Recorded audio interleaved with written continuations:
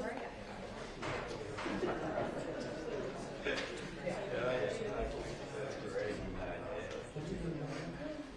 got you. Yeah. Oh, Neil Diamond? Thank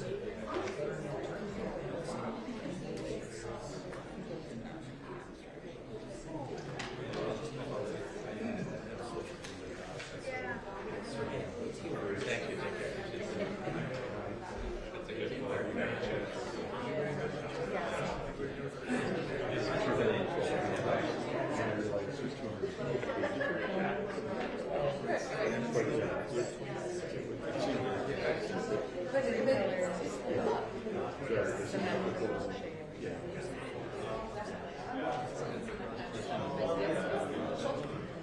That's a good point.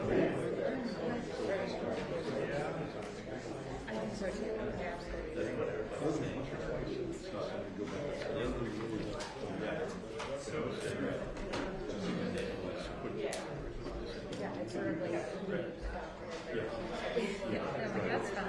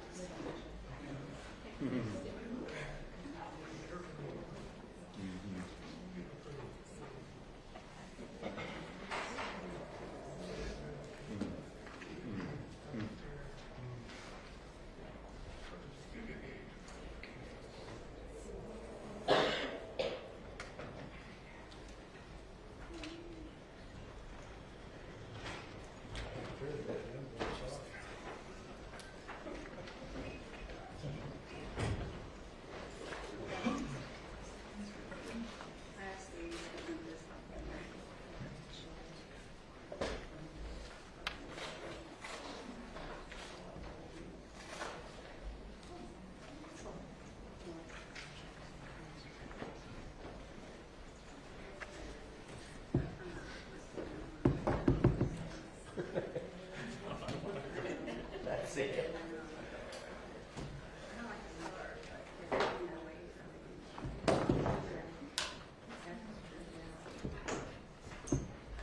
Okay, Olivia, I think we can go live on the webinar. Thank you. Thank you. If you are on the webinar in the room, please make sure to mute yourself and turn off your speakers.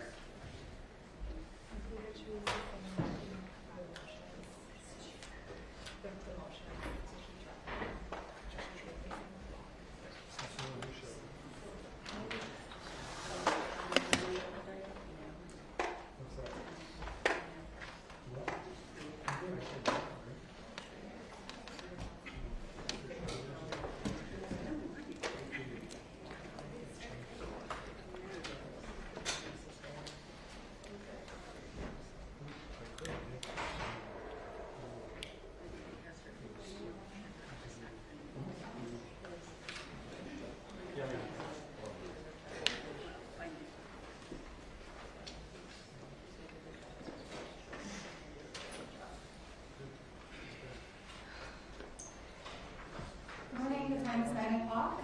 Chair Fitch, if you'd like to start the meeting, thank you. Good morning, all. I'd like to call the State Emblem Redesign Commission to order. Today is December 19, 2023. Lindsay, can you take the roll, please? Thank you. Thank you, Chair. Dr. Bean. Present. Lauren Bennett McGinty. Present. Shelley Buck. Present. Senator Drazkowski. Here. Chair Fitch. Present.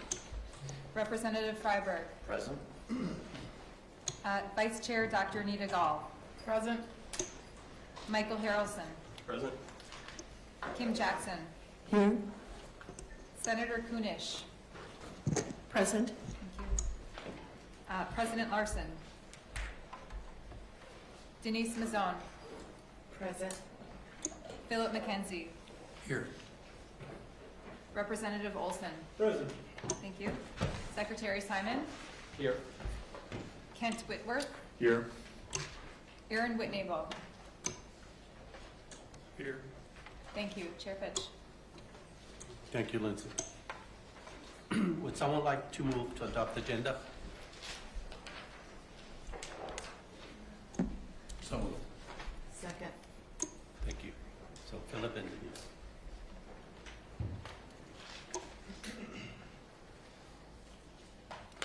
Is there any discussion?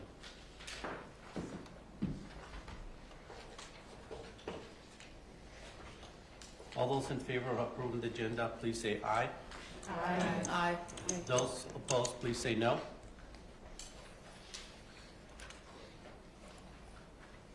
The motion is approved. Thank you. We've got a couple of updates for today. And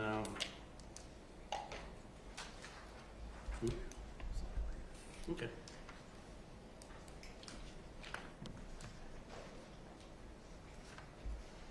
Going to jump into the seal, the Great Seal of Minnesota, some reviews and updates. I would like to share one particular email that I received that I think is worth discussing about it, if you don't mind. Dear Chairman Fitch, I didn't know how else to reach you, so I hope you don't mind me messaging you directly here. During Friday's committee, the topic of the new Minnesota seal border was raised. By the way, there are 97 boxes currently. He's talking about, I think we had a quick discussion, the borders, remember? This does, I was asking if it had a meaning or could we add meaning to it. I think the committee should entertain the idea of having 87 of the boxes along the border or dashes to represent each of 97 counties in the state. I think it will only require a minor change to the design, just deleting 10 boxes and re-spacing as needed. And I will add some significance to the border other than just a border. Thank you for your hard work, to the committee, blah, blah, blah. Excellent. What do you guys think? Somebody counted for us. I can say that. So there is, it's very close to half median, or we can leave it as a border. Aaron, please. Yeah, the current seal has 88. It wasn't changed after we eliminated the county. But it's probably a good idea, but if you want to include the tribes in it, you would have 87 plus 11, so you'd have 98 altogether around. Maybe worth considering. I mean, I'm leaving it open to the committee.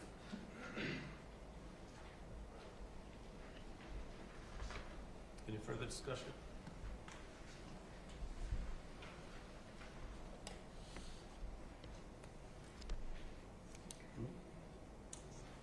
Can you remind us how many are currently on the design? Did you say 90? I didn't count them, just, okay. But I believe he says there is, let's see, 97 right now. So if we took Aaron's recommendation, we need to add one, is my understanding? Is that correct? That'd be great. It's easier to add one. Yes, go ahead. So, with the, so would you add 11 or would you add 12? Because that is a discussion that I've heard. What, Dr. Bean, can I get your, oh, sorry, go ahead. Yeah, and then I'd like to hear from Dr. Bean too, please. Sorry, Dr. Bean.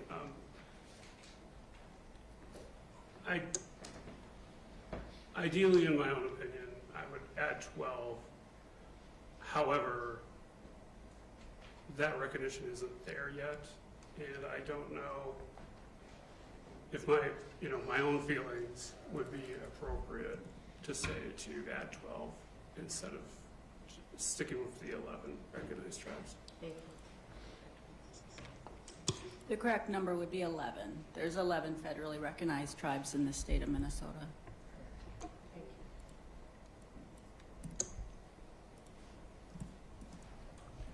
I'll move to include 98 boxes around the new state seal border.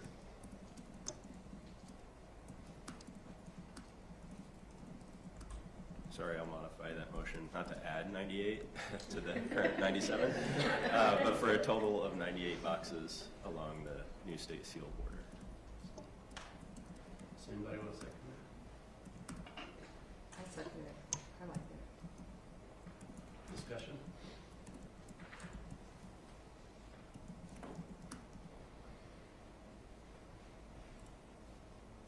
discussion? I just want to say, now it gives it some meaning at least. Now we all know, right? 'Cause, Not only us, I think the state of Minnesota know now how many counties there is. Something that I know I felt ignorant, so. Yes, please. Mr. Chair, I don't know how adding 98 would help people recognize how many counties are there. 87 counties. So we're going to add, I'm trying to catch up with the discussion here, but we're going to add the 11 Indian tribes. Is that, to make 98, is that what That's correct. was discussed? That's what it was. So that's only going to confuse Minnesotans, not help them understand the number of counties. This would make the, what is a Dakota seal now, even more indigenous than it is now. And members, we're adding more division to these items than we are unifying approaches. And I've seen this throughout this process. It's perplexing. We've taken input from Minnesotans and we've ignored it. And there seems to be this effort to establish some sort of racial identity in these two items that we have before us. And that is expressly what the law says we shouldn't do. But this group has done it anyway. Instead of having something that is unifying, we're doing something that is divisive. Something that is identifying one race over all of the races in Minnesota. Raising one race above all of the races in Minnesota. That's wrong. Most people would say that what we have in the seal is racist, and it's certainly illegal. So members, I encourage us, if we're going to put the counties around, put 87 counties. There's 87 counties in the state of Minnesota. Thank you, Mr. Chair. Thank you, Senator. Dr. Kate Bean. Thank you, Chair. First off, we're not Indians. The legal term for us in this country is American Indians. We're not one people, and we're not a race. We have tribal sovereignty. We're independent nations with our own tribal governments, 11 tribal governments within this state. And within 574 tribes, when I used to work at the Minnesota Historical Society, we reached out to tribes in Minnesota. We would send 23 notices. And today I'm wearing jewelry by a Ho-Chunk and Dakota artist. I'm wearing a skirt by an Ojibwe artist. All of these are people with ties to Minnesota. And I'll just, just state here that to say that we're creating division by our presence being here today and by us speaking, that in and of itself is racist. And I think we need to remember that American Indian people, Dakota people, Ho-Chunk people, Ojibwe people, Sac and Fox, Iowa, there's a number of different tribes who have connections here in Minnesota, but there are 11 tribes of Dakota and Ojibwe ancestry who are in the state and have lands here today still. My tribe is in South Dakota because my family was removed, because we were literally chased out of this state by Henry Sibley, who created this flag and seal. And so I will not be quiet, and I will not be afraid that my presence causes discomfort, because all I want is for my children to feel comfortable in the state of Minnesota, their home territory. Pidame. Thank you, Dr. Bean. Any other comments?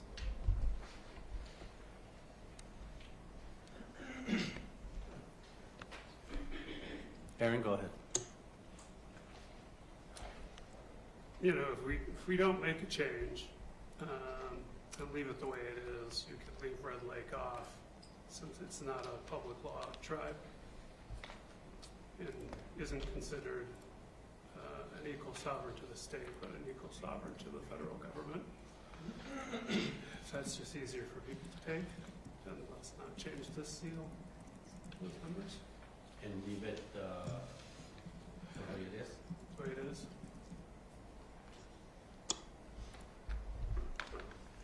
So we still have a motion. Yeah, we have a motion. Yes, Representative. So personally, I don't actually see a huge issue with the stars, whether we include the 11 recognized tribes, whether we just do 87.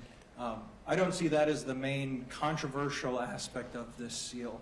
I think there are other aspects of this seal that this committee has accepted, that in the argument of inclusiveness, we've actually gone away from that. So I, along with the vice chair, am a history teacher. I spent a number of years teaching history. And I think of this, the term inclusiveness, we've used it so many times on this committee, and I wonder if we're using it inappropriately. Because what I'm seeing is when we're talking about inclusiveness, we are on the playground demanding people include us in the game. When what we should be doing is looking for the people who have been excluded from the game and bringing them into the game. We shouldn't be fighting to include ourselves. We should be fighting to include those who have been excluded. And I believe that whether there's 98 stars around the Great Seal, I don't see that as the major exclusionary item of this seal. I see other aspects of this seal that have purposely excluded Minnesotans. And so frankly, 97, 98, 87, the stars around it don't matter to me. There are governments, you know, every county government, there are sovereign nations governments within this state, but there are other aspects of this seal that absolutely must be addressed. Because adding 98 stars will not, in my, you know, I'm not a lawyer, but I don't think that that would be challenged. I think there are other aspects that will be challenged and demand addressing. Thank you. I just want to, Jack, is there any way we can put the seal up so there's no confusion exactly what we're talking about? I just want to point, and they're actually the borders, but lines. It's like not even the stars. So I just want to make sure that we all looking at the same thing. Yes, the yellow borders. Yes, Dr. Bean, please. I just want to say that, you know, within the previous state flag and seal designs, those designs were about erasure. And as Native people on this committee, we're asked to help represent the fact that we as a people are still here. That's why we were asked to be here. When you come from a people who have been historically excluded, you speak for your people any chance you get, especially when you're considered statistically insignificant in this country. And so our voices have to be here. We have our own tribal flags, and many in our communities do not support this colonial government and state. That's a reality. But we're citizens, I vote, I pay taxes, was asked to be here today. And I think my professional opinions are deeply personal, as many on this committee feel within their own perspectives. But I think one thing I mentioned at the last meeting, there needs to be a little bit of a reminder, and I teach history too at the University of Minnesota. There needs to be a reminder here that when we advocate for our own people who've been historically marginalized, that doesn't mean we're excluding other people. That's a Western concept. It simply means that we are at a table that historically we have never been at, and so we will speak up. You don't mind. Thank you. Representative Freeberg. Thank you, Chair. Just a question for terms of clarification. There on the seal that's up there, there's both the yellow boxes on the outside of the words on the ring, and then there's also blue circles on the inside of the words. I don't know whether or not the number of blue circles matches the number of gold boxes, but I don't know if we want to consider having the numbers match or not also. We may want somebody to, honestly, we may want somebody to count them both and then come back to this. But Yes, I have not counted them. I've been extremely busy with some other flag issues. But I thought it was an interesting point from this person. Aaron, go ahead. Yeah, so the outer rim is the outer border of the annulus.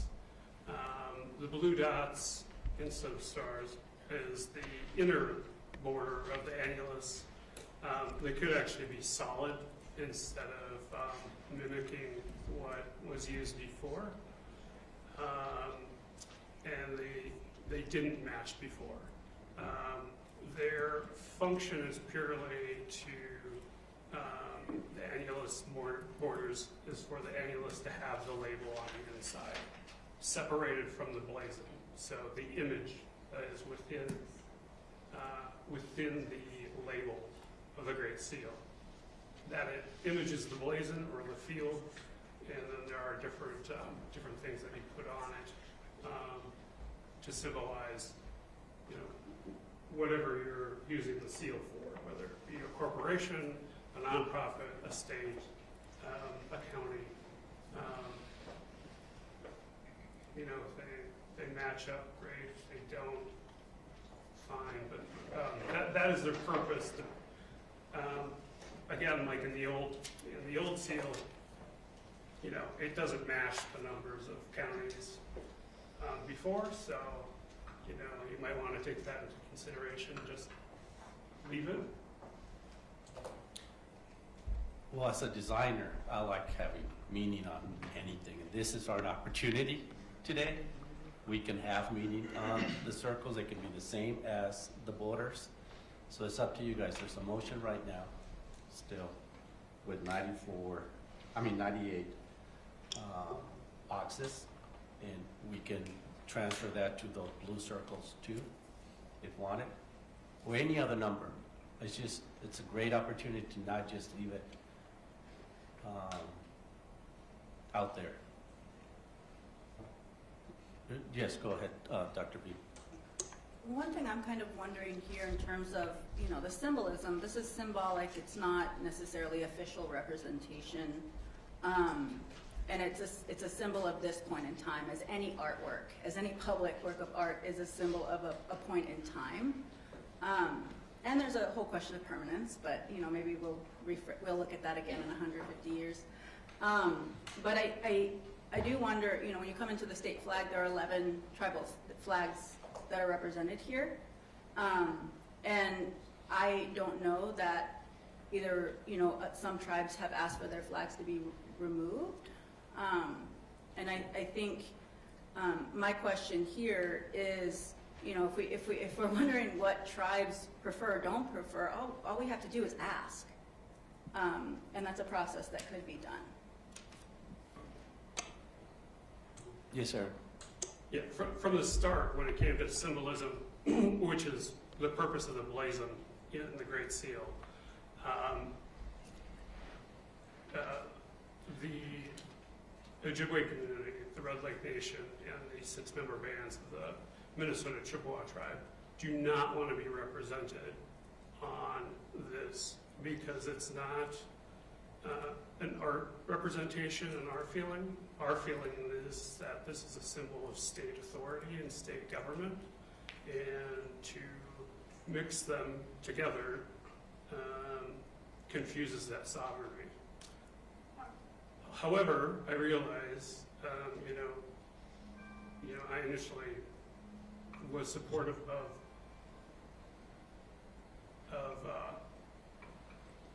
using Dakota language on the blazon because it would be a historical nod to the actual first language instead of French. But again, the position of the Ojibwe communities is that they are not represented in the representation of the Great Seal, which would be the blazon, not the actual label around the seal, because it's a tool of government. It's not. Sure, it'll be on podiums for press conferences, but otherwise it's for official documents and other jobs that it performs on behalf of the state. Thank you. We have counted the dots 4 times, and we believe it's 81 dots. Yeah, we get Jack too. God, thank you. And we, I don't know what 91 means. I think the designer just put those there. We can leave both of them as just borders with no meaning, or we can continue with the motion of 98 boxes. And if we want to add to that motion, if that's okay with everyone, we can convert the dots to 98 or any other number.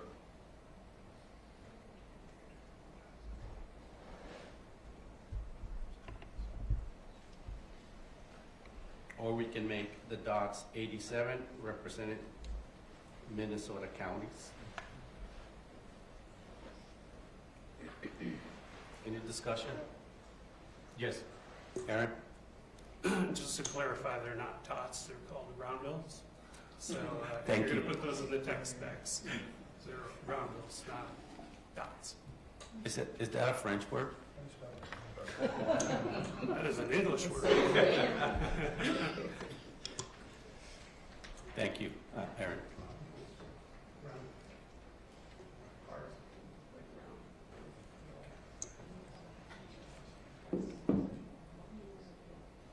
Any other comments, ideas? Yes, please, Dr. Bean. I will make a point here to say something that I've heard from some Dakota people in reference to recognition of the 11 tribes in Minnesota is that also, as much as I do support representing those 11 tribes, there are some tribal members, such as people from my community in South Dakota who are originally from here who are not represented within that 11. And so there's the displaced Dakota who were removed as well. And I'll just mention that because that's something that a number of people in my community have been brought up, that it hurts their heart a little bit sometimes to not be included. That being said, you know, I also support the sovereignty of the 11 tribes in Minnesota.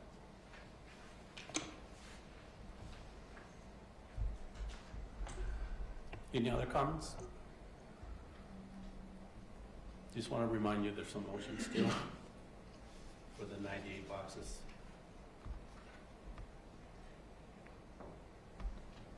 If there's no other comments, should we move to voting? Rubble? Thank So you. I'll repeat the motion with some clarification. The motion made by Harrelson moves to include one yellow bar, and I'm open to changing the word bar. I will just say, move to include one yellow bar for a total of 98 yellow bars around the new state seal outer rim to represent the 87 counties and 11 federally recognized tribes in Minnesota. And that was seconded by Ms. Owen. Just for clarification. Yes, Denise. What about the blue? And then what about the blue bars or whatever? That's not part of this motion. It It's could not be a part of this substitute motion. Okay. I think we should do another motion for that. Yes, I'm sorry. Are you talking about yes, the circle ones? Yes. Randall, right? Round. Huh? Round. Round? Ls. Randall. ELS. Round. Thank you. Should we vote on that first? Yes, let's go ahead and vote for the first one.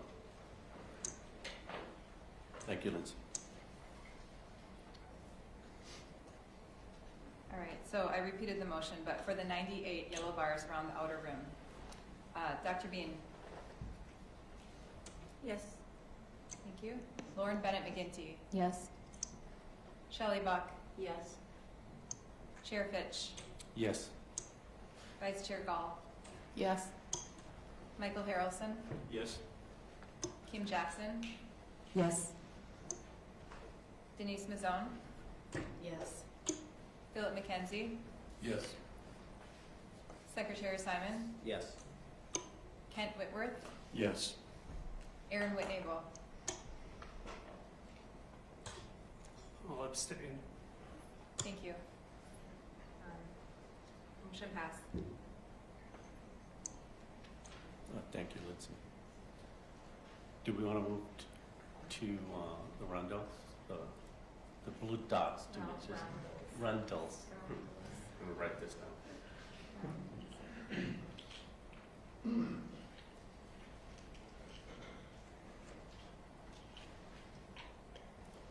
Any discussion on, yes, go ahead. Aaron. I would make a motion to change the roundels just to a thick circular border. So that it isn't represented by stars or roundels, that it's just a thick border of blue separated from the blazon and then as the inner border of the angles, just to make it easy. Secretary of State, thank you. Just speaking for me personally, I don't feel comfortable voting on that unless I saw what it looked like, and that some artist could draft that for us.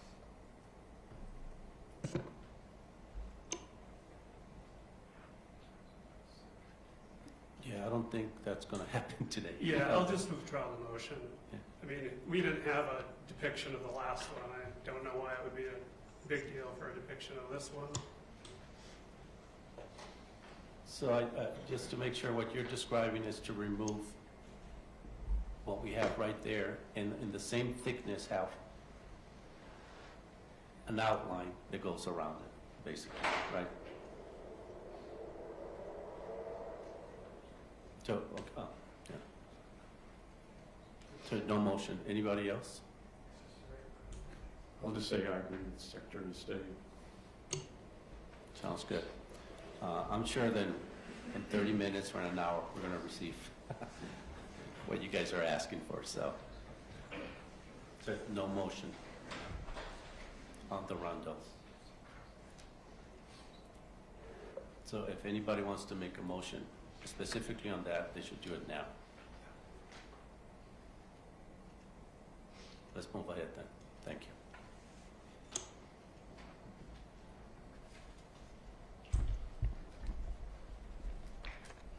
I've been getting literally hundreds of emails saying that we do not listen to Minnesota. This was one email, one little dot, and a lot of meaning. So I want to make sure that the state of Minnesota and all the people who've been criticizing us, that we do not listen. I know that all of you are reading this and we come informed.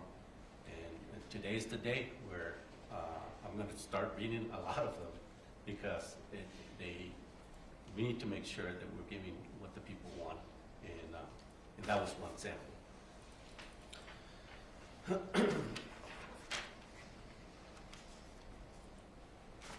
So let's move to,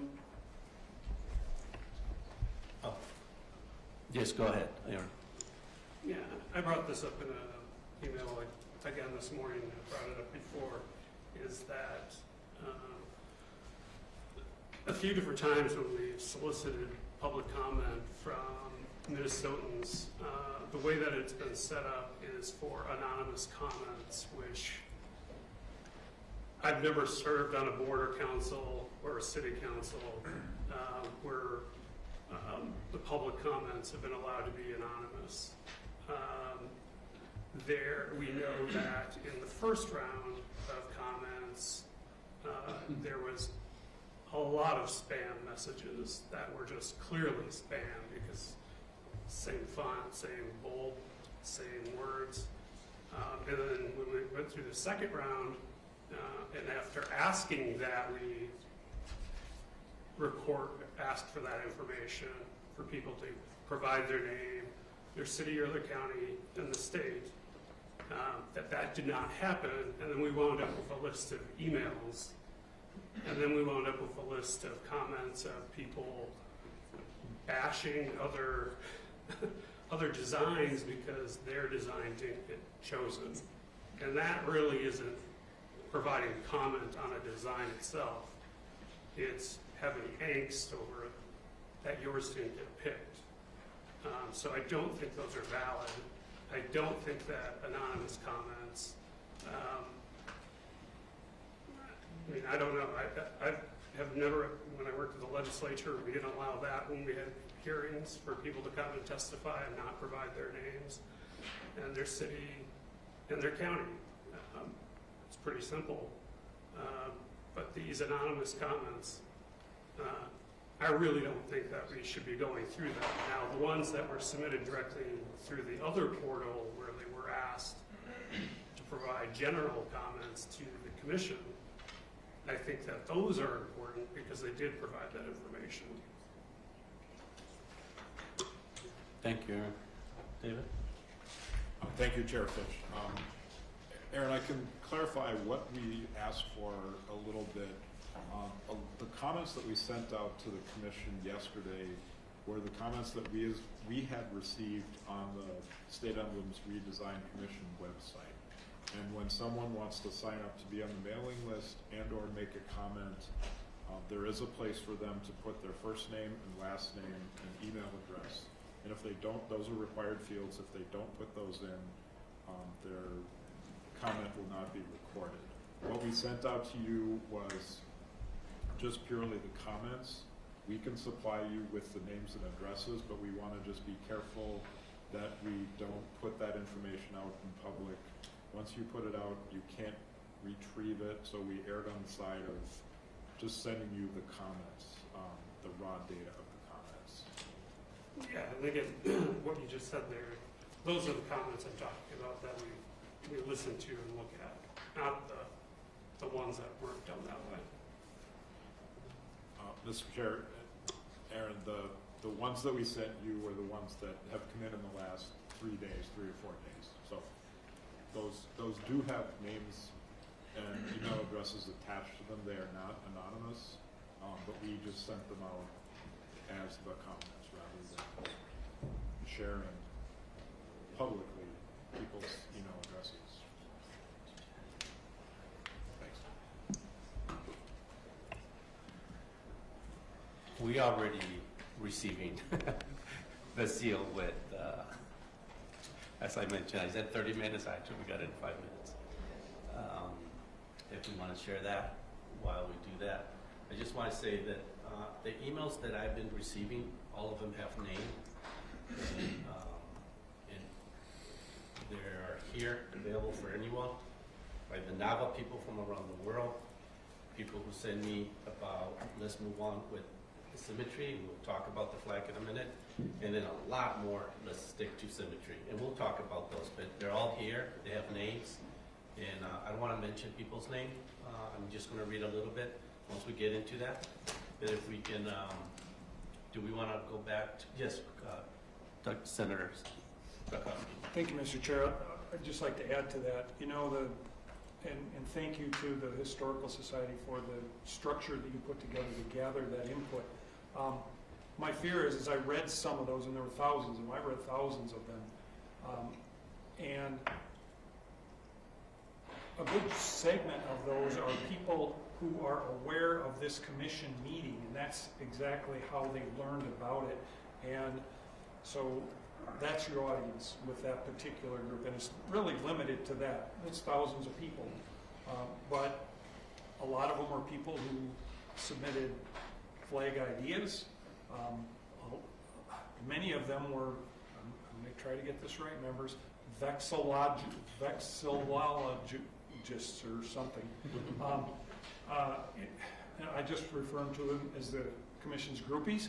But that large segments of the discussion were around that, kind of a more almost an internal discussion.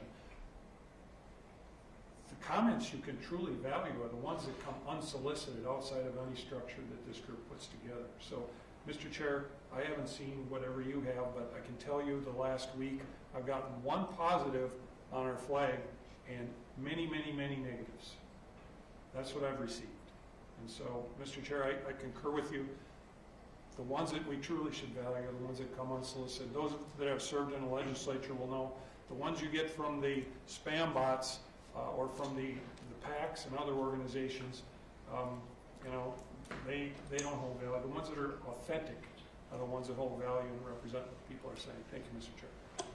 Thank you. As you probably all know, this is all new for me, but I'm with you. I do consider the ones that are directed to me, and all of them, they've been very polite, even when they are against. But I've been receiving very positive, and I literally print everything that I have. So more than welcome anybody that they want to go and read them. I'm just going to read one of each side, because if not, we can spend hours on this. It probably will help us direct us with the flag. But if we can just look at the monitors now and look at the seal, that's, I think, what Aaron was proposing.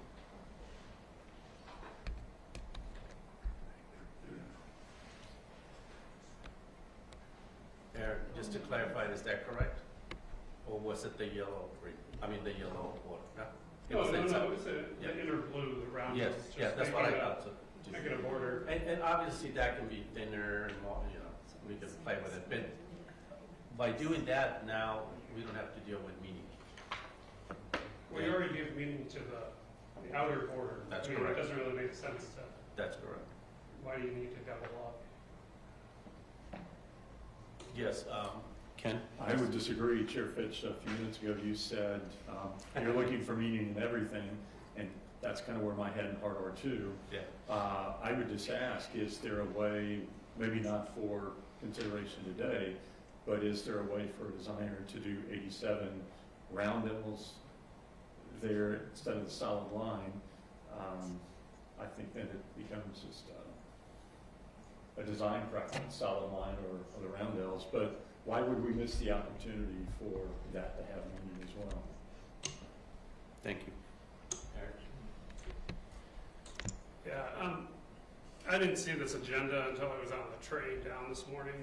I have no idea why the Great Seal is back up for discussion, and if people had ideas why they didn't bring them up before. But one thing I would like to state again, whether elected officials agree with me or not, the state seal is a tool of government. It is not a piece of art to be just tattered with for design purposes. And I'm getting really tired of it, with people just adding little suggestions here and there, and we can't have the date on it, which it should have. I don't know why this is on the agenda again when we already took care of it. And if people had ideas for it, they should have shared it before now. I mean, we're looking to approve a flag today, not redesign the state seal, which we already adopted and approved. Thank you, Aaron. Any other comments? Okay, so we're going to move ahead with the flags.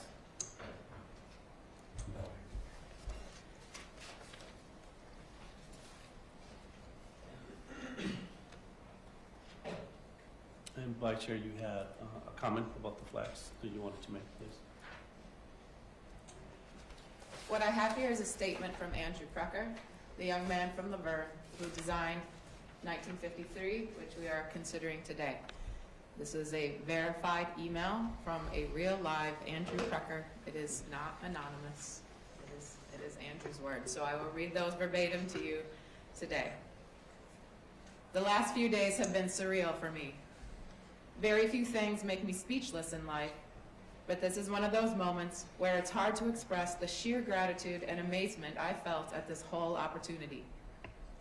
Among the many emotions I'm feeling, the strongest are a sense of honor, privilege, excitement, and gratitude. It's such a rare privilege to be able to contribute to our state's history in such a special way like this. And I'm so proud to be able to say I helped design the new Minnesota state flag. It's an achievement that I hope brings a lot of unity and pride to our land, and I will hold that fact with great honor for the rest of my life. It is my greatest hope that this new flag can finally represent our state and all of its people properly. That every Minnesotan of every background, including the indigenous communities and tribal nations who've been historically excluded, can look up at our flag with pride and honor and see themselves within it. I'm so grateful to the committee who chose my design. I put in many hours of hard work, research, passion, revisions, and asking advice, all to try and create the best possible flag that I could. And knowing that the committee and Minnesotans in general recognize my flag as something special means the world to me. Thanks to every single person who has shown me support. Your enthusiasm, passion, and kindness has made this whole experience all the more special. Andrew. Thank you, Vice Chair.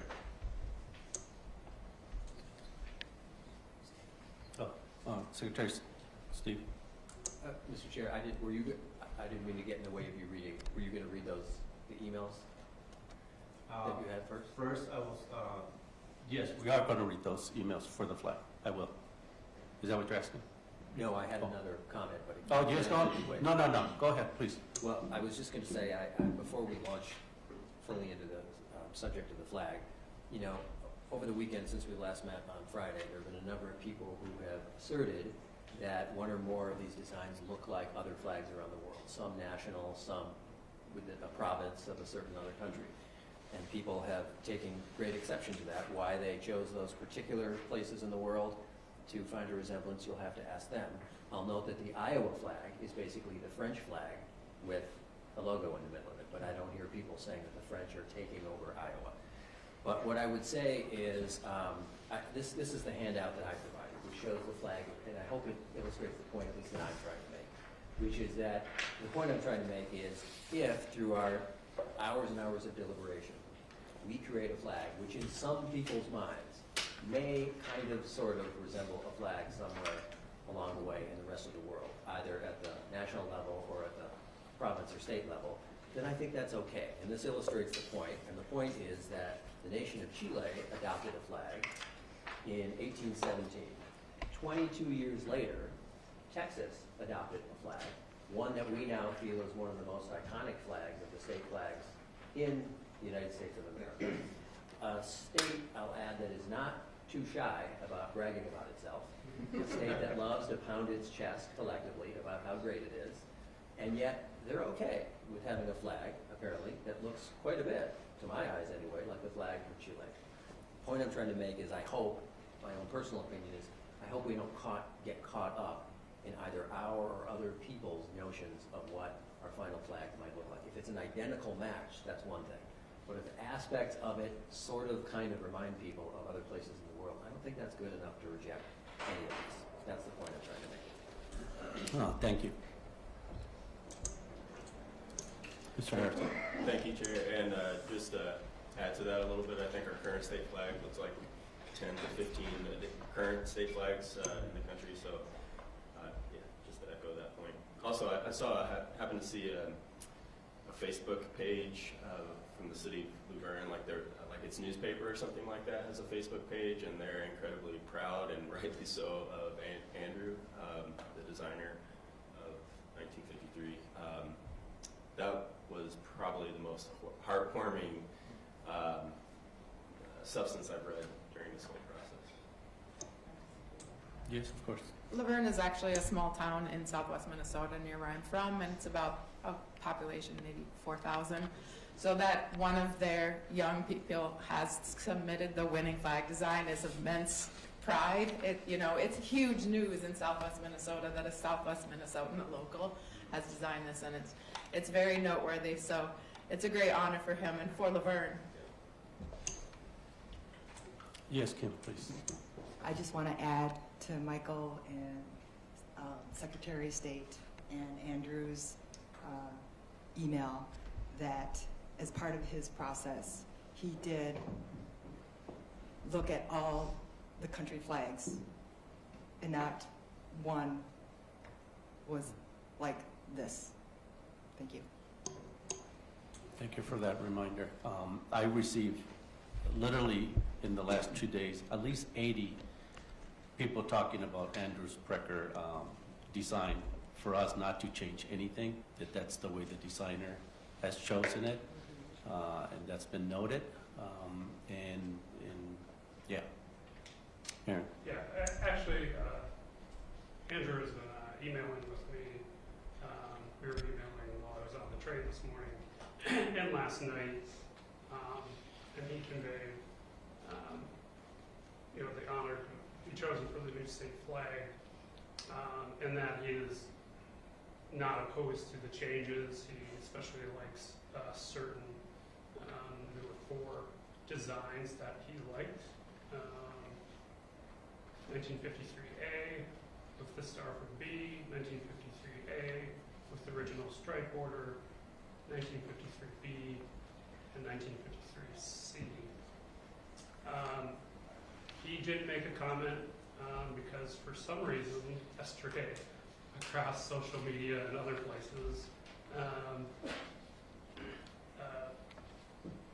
there was talk of asymmetry, and a lot of those negative comments were targeted towards me, and that's why we talked about it, because I never talked about asymmetry or symmetry at all. So, and you know, he did design the concept to be symmetrical, and then when we were talking about how the colors would work, he realizes that green most likely will not work in the design, and he went on to say this morning that 3 and 4 are his preferred ones, which is 1953B and 1953C would be his preference, since green won't work with the colors. Thank you, Aaron. Any other comments? I guess we'll just have to specify once we get into the flag discussion, because I'm not sure what 1953B and 1953C reference in terms of what's in front of us. I realize that there have been many emails and slideshows that have been presented to us, and apparently they have different numbering and things like that. So just so long as we clarify that going forward. Good point, Michael. And I think once we get into it, let's make sure that we go through a presentation from the designers. If you can repeat, Aaron, later those flags, and then we should document those, and we know which ones are the ones that the main designer of this flag direction is talking about. Yeah, You know them already? I would assume that he and myself are both unfamiliar with this coding that's here. Yes, okay. But the coding that the design's been had. Excellent. We'll figure that out, but I think it's an excellent point. So we'll make sure that we noted it up there, and we can go from there. Yes, Aaron, go ahead. Could we take a break before we go? Yeah, let's have a quick 5 minutes. Quick 5 minutes. Thank you.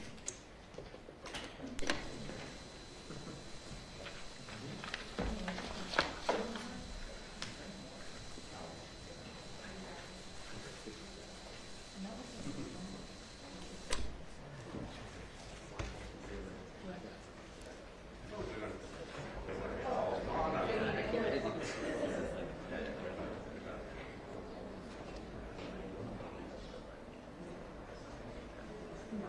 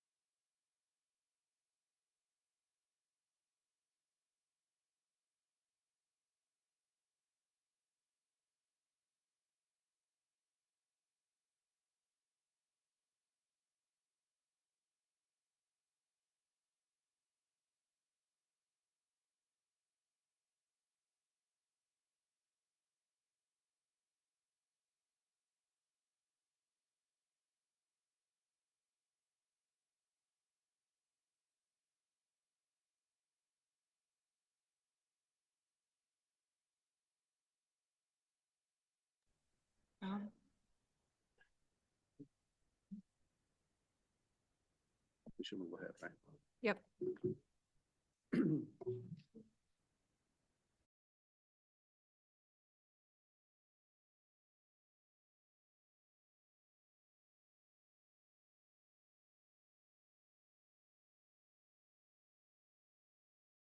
$1953 design modifications review.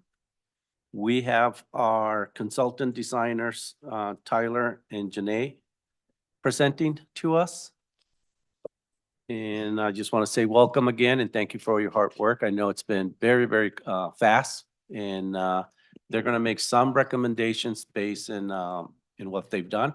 Just to clarify, what's in front of us in the boards, they put all these together. These are all the versions. Okay? And we're going to have time to talk about those. Their presentation is their recommendations of what you see in front of us. They're not going to go one by one. Does that make sense? Go ahead. Thank you. Whenever you're ready. Okay, can you hear us? Okay. Thanks for having us again. So yeah, we're gonna walk through the presentation. We'll try to do so in a timely manner to make sure that there's time for discussion, and hopefully we can select and have a new state flag at the end of this. We're super excited, and we're all, yeah, let's get into it. So right off the bat, I just want to address the main things that we needed to evaluate in the revisions. We made those revisions that we talked through and drew up at the meeting on Friday, and those were sent out, and I believe those are on the boards in front of you for all the revisions as requested. But what we wanted to present based on after we made those variations, we did our own evaluation of what we see as working best in the long run for the long haul to last generations.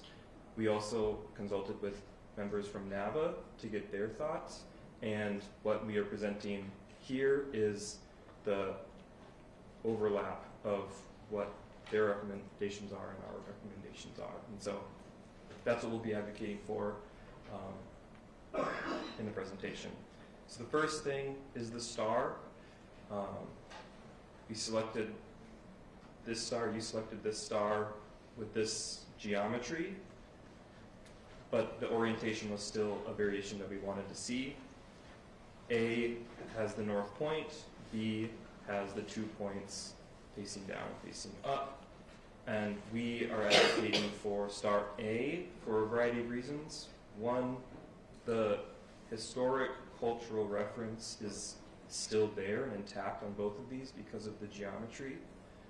But from an outsider perspective, it just instinctually looks more like a star right away. People get on board with the star on the right after learning the context, but the first impression feels very star-like and feels very north point, advocating for a north point on it. And we did note that when walking into the Capitol, the points are facing down and up when you first enter the Capitol. And so we're advocating for this to be the star A in this slide to be the Minnesota star on the flag. As well as representing the original design with the star pointing up. Yeah, Andrew's original star has north-facing points as well. Second is the state abstraction.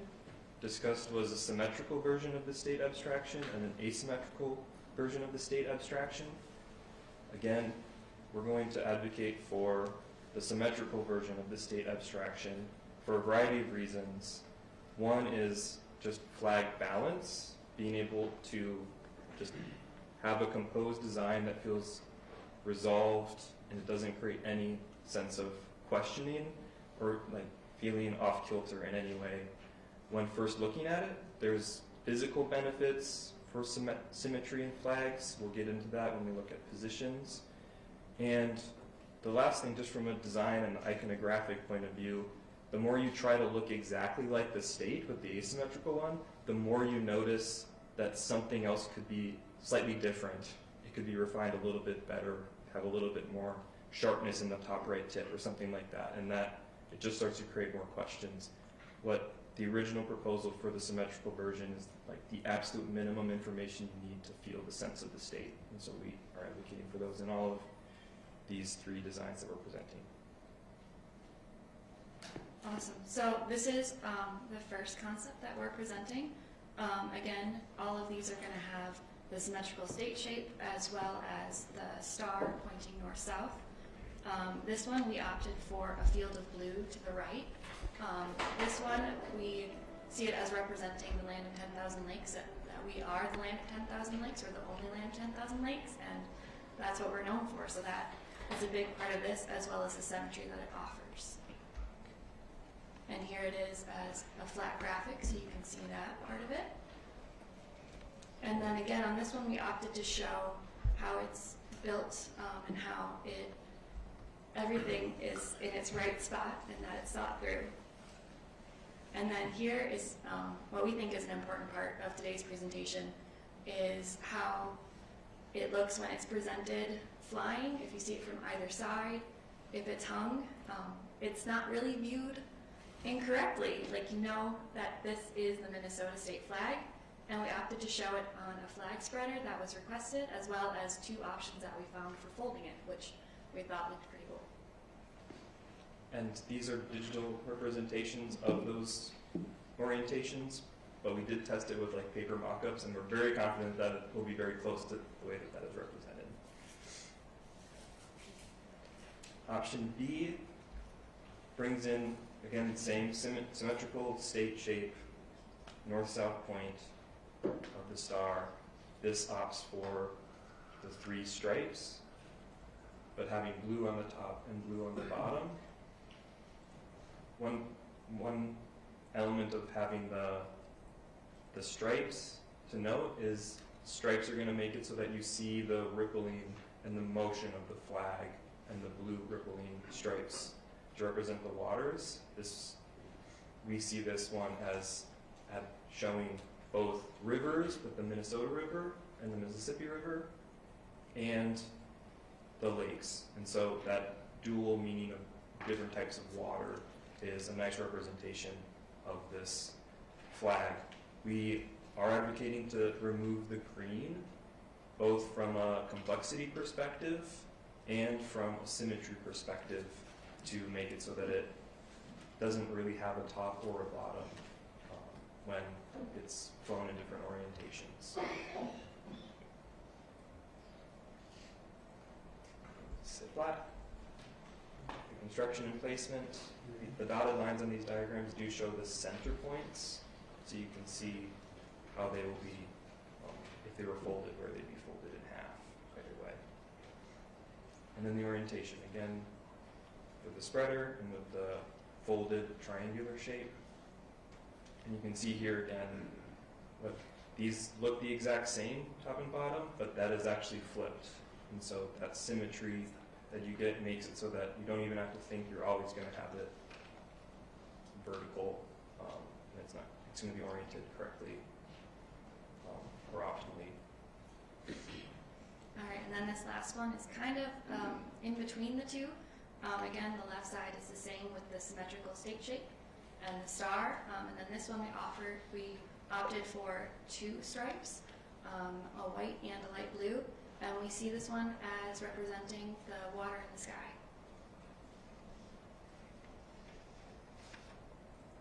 And there it is, flat and constructed as well. And then here, the only drawback that we see with this one is that there is a correct orientation and it could be viewed incorrectly. Again, once it's our state flag, we would know which way it goes, hopefully. But again, that's just a minor drawback to this one. So these are all three. Again, we're only proposing here what is our high recommendation for the state flag. We wanted to limit what we presented, because these we strongly feel that are our best options moving forward. To have one that is going to last, it's going to be recognizable, it's going to be distinct, and it boils down, remembering the Coco Chanel quote we talked about last meeting, to remove that extra element that isn't necessary to get as much meaning out of as simple of a design as possible, so that it's distinct, easy to recognize, and somewhat effortless and resolved in a way.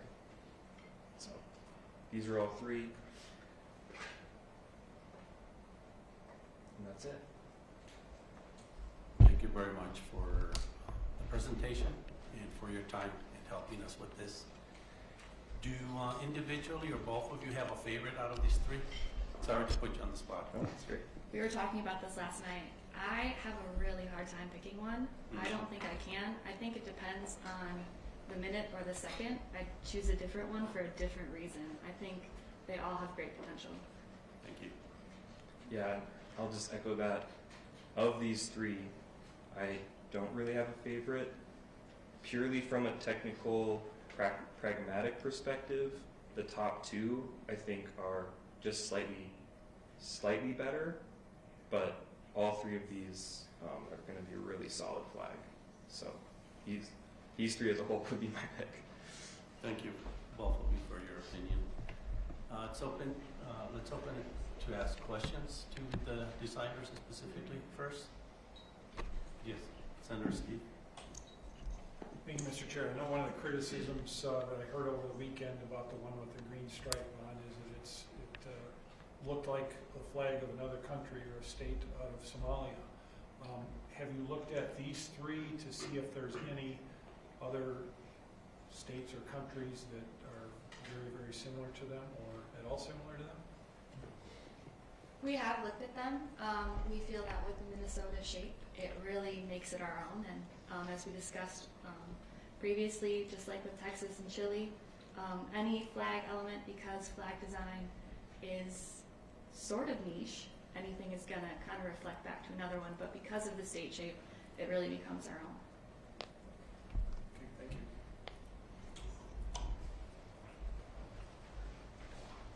you. Any other questions? Perfect, thank you.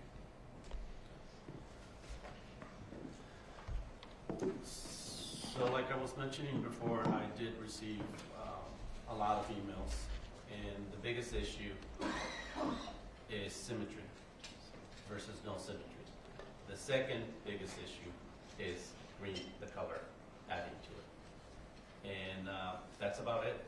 There wasn't too much issue in what I received for the star and for anything else other than that. So we can discuss the star first and then the symmetry.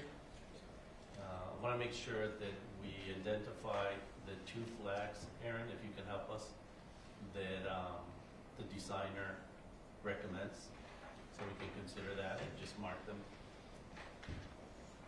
I'm going to go over there if you can point it to me if you have those. Yeah, so I sent them over to you. Yes, I hear my name. Yes. Oh, sorry, Denise, I'm sorry. I'd Go like ahead. to also discuss the colors as well. Yes, we're going to discuss everything. Okay. That's for sure. Yes. We're going to go step by step. No, that's for sure. I just want to identify where the two that the designer who designed this feels strong about. So, what was coded as 1953B is now A2 on that board.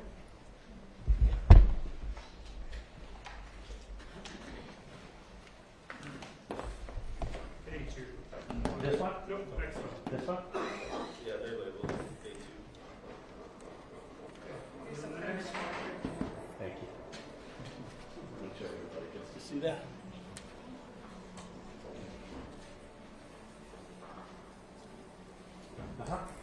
And then for 1953 B, that would be C2. Just straight down C2. Correct.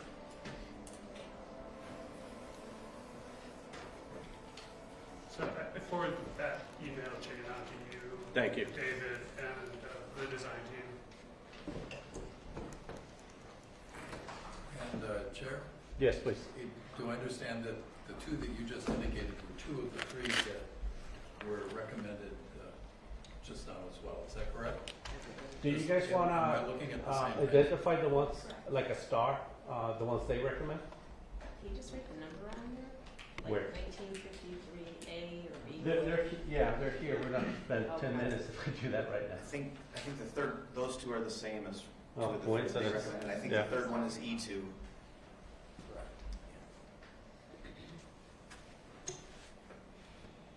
This side. On the right, This right side. side, second row, second. E2. Thank you. Well, two designers. It's interesting. Can you still see? Not very well. Sorry, I think there you go. We can't see it. Yeah, Thank you. yeah. No, I'm gonna go back. Thank you.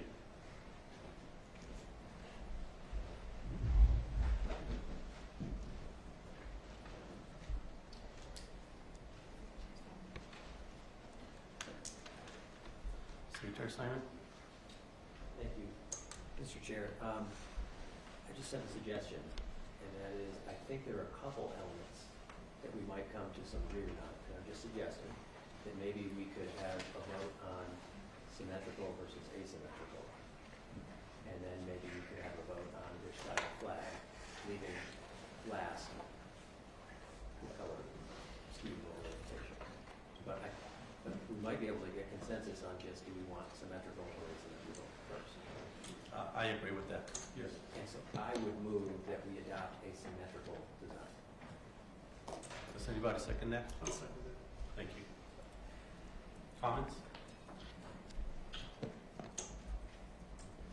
Thank you. Yeah, I was intrigued initially by the asymmetrical design, but I do feel like when we got comments on that, which I think was really good, they were, to the extent they weighed in on this issue, they were generally in favor of symmetry. And the one argument I found particularly compelling was just when you hang it vertically, it looks off kilter when it's asymmetrical. So I don't know. If I had a vote, which I don't, I would be inclined to support this motion. Well, yeah, I agree with you. Last week, we didn't have the chance to judge them and make the mock-ups, and we never look at it vertically, and so I 100% agree with you. Any other comments? Yes, sorry. Go ahead. This isn't necessarily a comment on his motion, but can we also talk about the stars? Yes, and we will. Yes.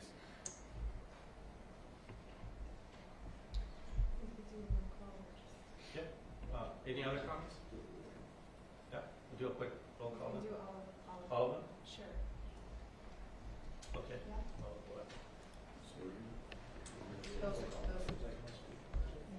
We're going to do roll calls on the different subjects or elements of it. Does that make sense? Instead of going 3 times or 4 times? Yeah? So this is for symmetry versus asymmetrical. That's the first one. Yep. So the motion, Secretary Simon moves to move forward with the symmetrical flag design, seconded by Whit Nabel. All those in favor? Aye. Aye. Thank you. Aye. All those against it? Say no. Thank you.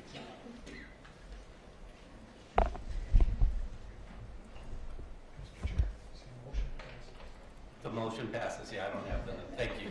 Motion passed. Thanks for the reminder.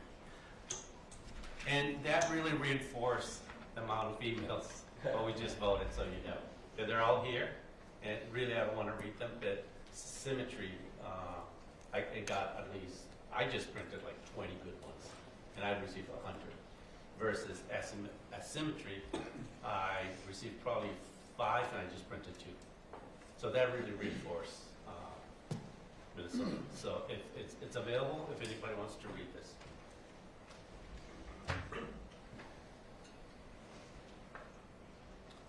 Any other comments? Senator, you're looking to me like I haven't returned your marker. And I will. I'm famous for stealing markers. Hang on to that. Yeah. Look at me, Start 201 day. Then let's move to the star. I don't know how many of you, I've been in this building twice, and today's my second time. The first time I came with a group of Boy Scouts, and they gave us a tour, and we entered through the main entrance. And I don't remember the star in the floor. I'm sure we discussed it, but you know, there were so many people. And this time, I went through the main entrance, and I was looking at the star, and I was trying to understand the architect. Why would he put a star, and why was it facing the way it is facing? And I studied 1 year of architecture, and I think I can presume to understand why he did it. And that's because that star is facing up north. That's what it means. I can be wrong. I'm not a history person or anything, but the star that it's in here in the floor, it's pointing north, south, east, and west. And it's not your 8. You know, I was confused. I thought it was. If you move in an angle, then you can see it as the M star, or as we call A2, or the M star, right? Versus a compass that is facing north. I just want to bring that up. But let's have a discussion about stars. Yes, sorry. Do you think we could put up the 2 stars? Yes, And, thank you. and the one would be called the M star, and the other we call the compass star? Yeah. Is that okay for everyone? Or- Just- Or A and B? We have it listed as A and B, Thank if you. that's easier. Yeah.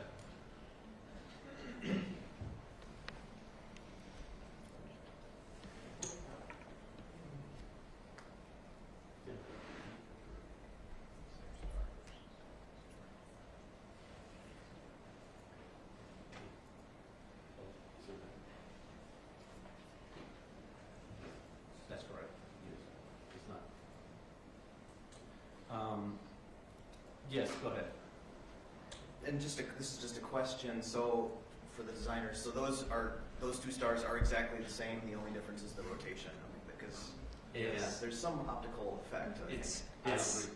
an optical illusion because of seeing vertical parallel lines, and so it is just a 22.5 degree difference of the exact same shape. Aaron? Yeah, so if you looked at the history brief that I did on the star, one thing that people should know is that in Western tribes, not necessarily Dakota, but that would use these and use stones to map them out, that they would be equal, and you could draw a circle around it. And in some other cases, they would use, for different ceremonies or different times, they would also draw a circle within it, so that's why it's square. But the rotation, you know, if you did it north, it would still be the same star. But, you know, I don't know if another member of the commission might know what that rotation might signify. Do you have your microphone on? Yeah, it's on. Yeah, okay. But No, sounds good. Some people couldn't hear.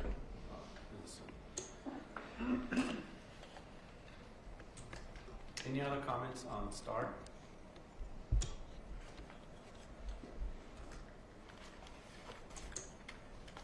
It occurs to me that making the star similar to the one that appears in the rotunda makes a lot of sense. But it also occurs to me that that star was placed in the rotunda after a discussion that must have been similar to the one that we're on the edge of right now, which is it's pointing, the point is the dias of the star that is sort of north, south, east, west. And so do we have any historical knowledge of the discussions that placed the star in the Capitol Rotunda in the position that it's in versus? Yes, Aaron, go ahead. yes, so just gonna bring it up here. I tried doing that. I got noise and audio. Oh, and you can try it. It's okay. I thought the same thing. Yeah. Sorry. Start again. Start recording.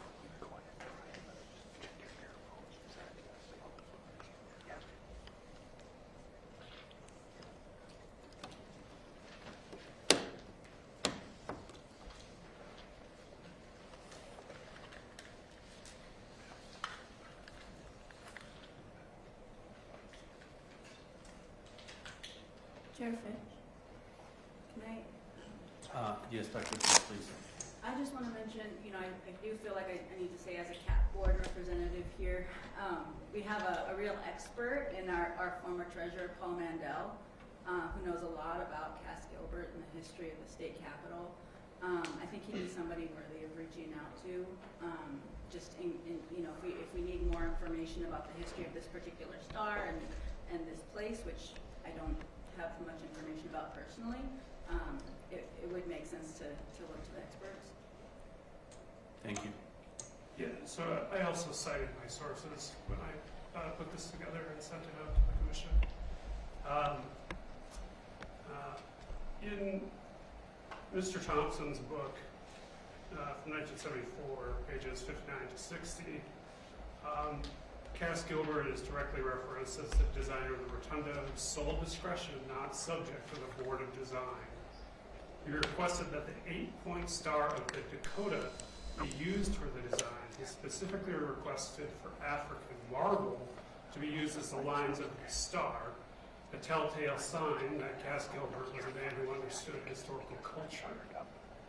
And that the circular glass floor be placed at the center to bring light into the committee room below, but also to give the impression that they, the lawmakers, were being watched from above. There are no comments anywhere in this book that make mention of the ends that people claim are purposely designed. And when I worked at the House, I only ever heard comment made by coworkers or legislators who had to let you know that they attended the University of Minnesota in a manner similar to the people that like saying they attended Harvard or Yale, as if that mattered to the design of the star. The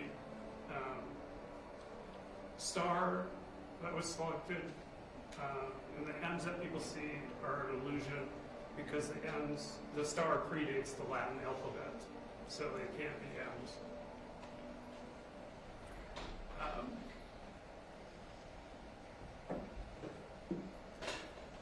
That's Thompson's book. It's called Minnesota's State Capitol, The Art and Politics of Public Building. The most recent one, book, is called Our State Capitol. It was a special edition, basically a graphic novel by Dennis B. Gardner, pages 28 to 29. He references the history of the rotunda as reiterating a common theme that while can be seen if you're told to look, the M's are just the points of the connections of the 8-point star. Mr. Gardner infers in this work that it was designed that way, though there is only proof opposite to that claim, as 8-point stars are utilized by the Dakota and many other cultures that predate the Latin alphabet, so it can't be an M unless that's what you're told to see. In cultures current and ancient that I previously listed, a circle or a center is often made or contained within the center of the 8-point star for different purposes, but not always by the culture like the Dakota. There are certain times these are placed within, and times they are not for specific purposes to that culture, some related to special events, math, or religious ceremonies. Thank you, Aaron. Representative Freiberg? I just noticed nobody's really been weighing in favor of one or the other, so I figure it's probably time to start doing that. So I'll, just put in, I guess, at least at this point, unless I hear something that convinces me otherwise, my preference would be for the A star on there. I think it's appropriate to have it point north. We are the North Star State, and I think that's a good reflection of that. It's a good reflection of Polaris, and it's consistent with the orientation of the star in the Capitol. To me, it looks a little more star-like. I mean, your traditional flag star has 5 points. This would have 8 points, so it would be a departure from that, but it still looks a little bit more like that. It's preferred by the designers, and as they mentioned it, these two stars are identical. The only difference is a 22.5-degree rotation. So, I mean, unless there's some particular significance to the orientation on the B side, it seems to me, for a host of reasons, that the star A makes some sense. Thank you. Yes, Denise, please. So I agree with Mike. Star A, because over 400 and something years ago, when there was slavery here, which some say there still is, just in a different form today, people followed the star at night, right? They looked for the stars. So if you have it turned 22.5, it just doesn't work like that, because that's really in the sky. So for historical purposes and reasons, I am in favor of Star A. And Denise, when you say people, we can say African Americans coming from the south up to the I can north. say African Americans, I can say Black people, absolutely. Thank you. Yep, thank you. Yes, Dr. B. I think it's an interesting conversation to have. One question I've kind of had is why is it called a Dakota Star? And I did ask some quilters that I know and some artists that I know and some people that I really admire.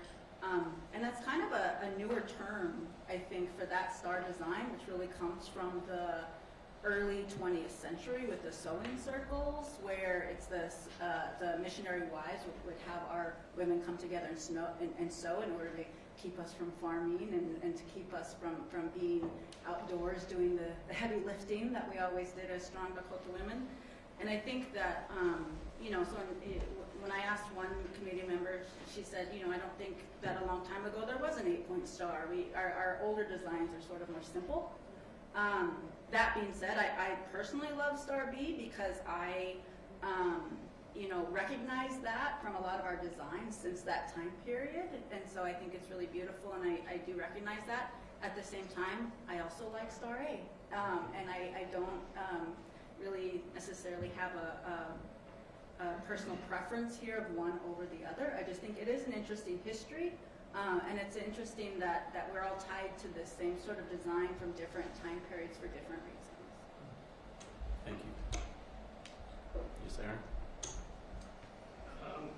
Just going back to the different cultures that have used it. Azerbaijan utilizes the 8-point star. It symbolizes the traditional Turkic peoples. That's why they utilize the star in their nation's flag. They do it at a rotation as well. The meat, I'm going to mispronounce this, sorry.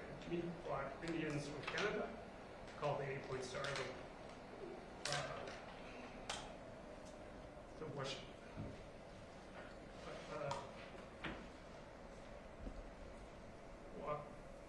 Wapaneg. They hang it in directions of it from their doorways and thresholds to protect them from the coming of evil by the sea. It is a symbol of hope. Estonia, which when we started mentioning the star, there started being, I started receiving t-shirt and sweatshirt ideas from Estonia. They use it. It's the most important sacred symbol in Estonia. They believe it protects your soul and your home from getting lost. The symbol was found in the Estonian culture before Christianity, and it's still in use today. Latvia, it's the same thing, except it's called the Aqua. And it is a symbol of a place where heaven meets earth, and where the source of life and formation of the home. The Slavic peoples also use it. Belarus, Bosnia, Bulgaria, Carpathia, Croatia, Czech Republic, Macedonia, Montenegro, Poland, Serbia, Slovenia, Slovakia, and Ukraine. It's known as a symbol of protection and is believed to bring light and guides people on the right path and drives away dark thoughts. It is a representation of doors that open to the 4 elements, earth, wind, fire, and water. In Taoist Chinese and Taoism, it's used where the Sky Emperor resides, at a palace at the center of heaven. Atop of the 8-point star's axis, from which he ruled the 8 divisions of heaven.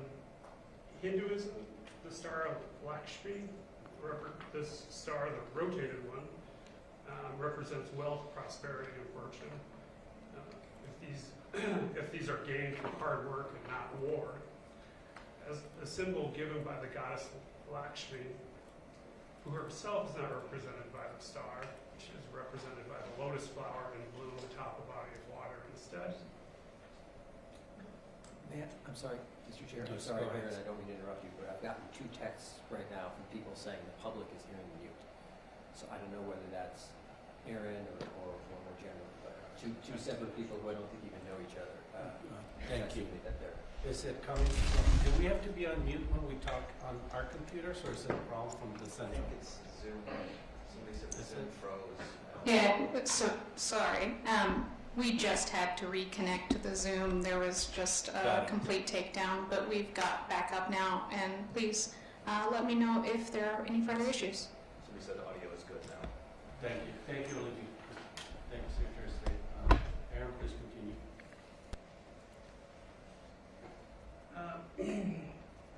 So Arabic and Persian cultures, the point star was used for a long time as a geometric symbol. Within ancient mathematics, used in ancient societies for architecture and artwork. It stumped mathematicians from Western Europe for centuries in the current area. It was utilized in ancient Babylonia as a tool to depict the location of celestial bodies at the different times of the year. In Islam and Judaism, prior to a change in utilizing the now very common 6-point Star of David in Judaism, and the crescent moon in Islam, the 8-point star was used and known by the 2 religions as the seal of the prophets. In ancient Egypt, the 8-point star represent the 8 deities, the 4 male gods and the 4 female gods, known as the Agdoad. They had a universal meaning, is that they stand for life from our birth to the death, and wisdom we all possess, no matter how rich or poor we are. And that was just attempting to cover the globe from a section here and there regarding the 8-point stars. Thank you. Let me just go in order. Lauren, please. Thank you, Chair. I think we've all heard some very compelling information, and I would like to make a motion that we adopt Star A as the star of flag. I second that motion. Denise, go ahead, before we go to motion. Oh, no, I was going to make the motion. Okay, so everybody's. If it helps everyone, it doesn't matter which star we chose. When it's flying, we're gonna see both ways. We're gonna see it. We're gonna see it pointing and not pointing. No, but Okay, if it helps your That's true. decision. I just Well- want to bring that up. And not only that, I think a lot of this stuff is just open for interpretation, you know? Even when we were talking about the colors or whatever, you know, just, everyone has their own interpretation, so. I agree with you, and if we pick a flag today, we will own it and we'll have our own interpretation. So always remember that. So there was a motion, I'm sorry. Somebody second it? Kim. They have jumped it. So the motion is to move forward with Star A, with the star orienting to the north on the flag design. Is that it? Is that correct? Yes. Okay. Yes, all those in favor, please say aye. Aye. Those against it, say no. Then, yes. The way I look at it now, we're down to the 2s. I just want to finish, Secretary of State, if you don't mind. Yeah. So, motion has passed for Star A, that it's facing up north, as the bill, as representative here in this bill. Thank you. Yes, go ahead, Secretary of State. All right, I jumped the It's gun. okay. So it looks to me like only the 2s are left, A2, B2, C2, D2, and E2. Yeah. And if that's right, maybe, well, it's happening. Maybe we could remove the others. And we will. Yep, we're doing that right now. Okay, thank you. So now, believe it or not, we can talk about color. And I've always said color is going to be the most difficult of everything we have done. This is the day we talk about color. And I hate to say it, but color is going to be, I hope it's not an issue, but I think we'll spend the rest of our time talking about color here.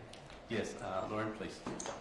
So I'm wondering if there's a way that we could sort of, not that I want to like push this process too quickly, but expedite the process by picking either 1, 2, or 3 colors, because I think that's gonna make it much easier for us to decide on the final colors. But I would advocate for 3. Just reading the public comments that we've gotten in the last few days, I think a lot of people recognize that the green stands for our lush natural beauty in the state of Minnesota. I recognize that, you know, simplicity is important, and that perhaps some greens in some instances might clash, but I do find it very important, as somebody who talks a lot about getting outside in Minnesota, that I think it's really important that we recognize the beauty that is our, both our prairies and our forests and our health, which is what I think the green can represent, so. Yes, Denise, please. Also, I was thinking back to when the vexillologists, they were saying it's okay to change things. It's okay, you know, not to go follow all their rules or whatever. And with that being said, I actually, in all the comments, I have more for 3 colors than 2 colors, for sure. And I agree with that. Representative Reaper, please. Just a point of clarification for Ms. Bennett McGinty. When you're talking about 3 colors, are you talking about 3 stripes? Because that would actually involve 4 colors total. Yes. The dark blue is on the left. Yes, I meant 3 stripes. If I can add and hopefully help clarify a couple of things. We've been talking about symmetry, and I would like to continue talking about symmetry. And symmetry means symmetry, including color, okay? So me as a designer, if there's 1, 2, there's only 2, A2 and C2 is symmetry. Can you do me a big favor? Can you turn A2 and C2 vertically to make my point about symmetry? That's symmetry. C2? Yes, please, thank you, appreciate that. That's what I mean by symmetry. You can fold this and it's symmetry, it's balance. By adding another color, it's asymmetrical. Those other 3 ones, it's not balanced, believe it or not. So it's open for discussion.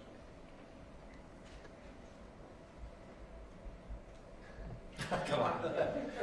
Ladies first, Vice Chair, go ahead. Okay, but make sure Michael goes right after me. All right.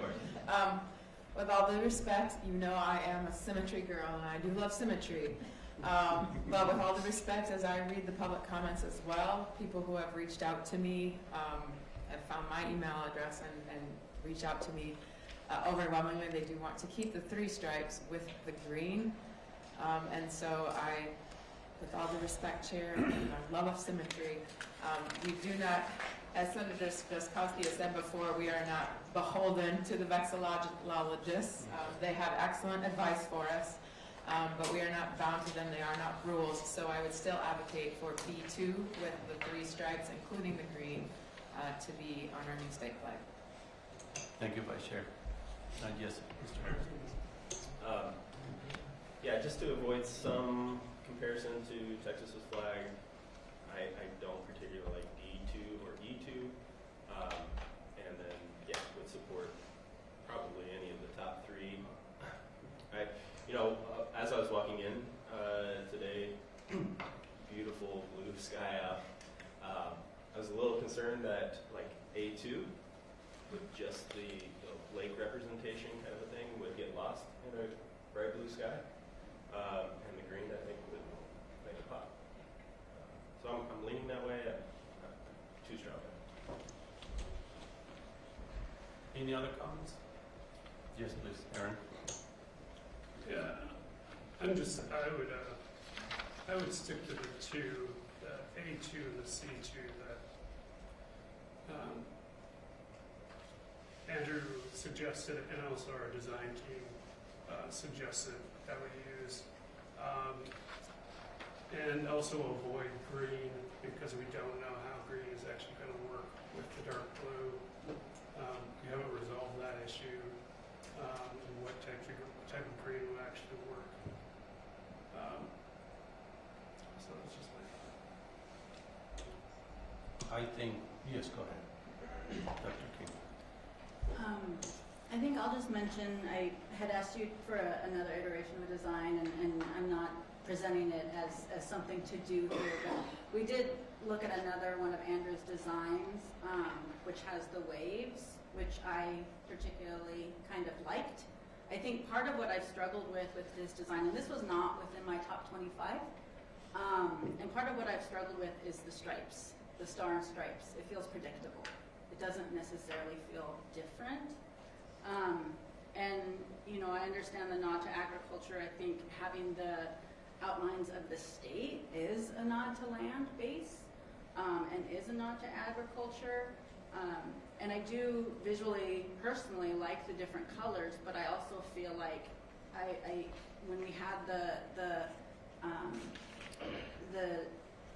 vexillologists speak with us, the ones that I was really tied to were the ones that were as simple as possible.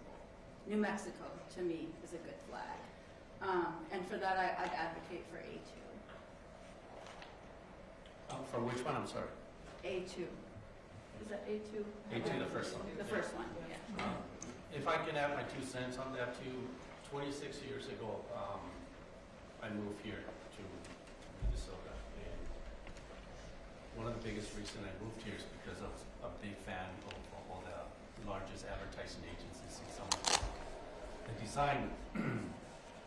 designers that have influenced me. And the reason there's a huge concentration of some of the best advertising agencies in the world and design agencies is because of their corporations. And if we go back why we have so many Fortune 500 companies here, is because if we go back to history, is because of the Mississippi River. If we go back to history, why people from Europe came here is because of the Mississippi River. If we go back to history, and I'm presuming because I'm not a historian, American Indians choose this land, is because part of it because of the Mississippi River. And so when I see at A2 the way I'm looking at it right now, why do I see the Mississippi River pointing up to the North Star? And that's it. For me, that's the story.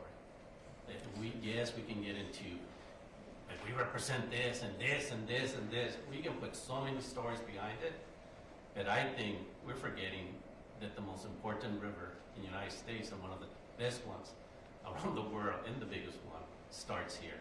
And I see the Mississippi River right there. But that's just me.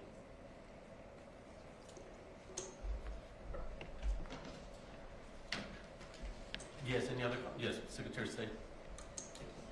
That was kind of a mic drop. I had never, I really like what you just said, and I never looked at it that way, and that's, wow, that's quite a statement.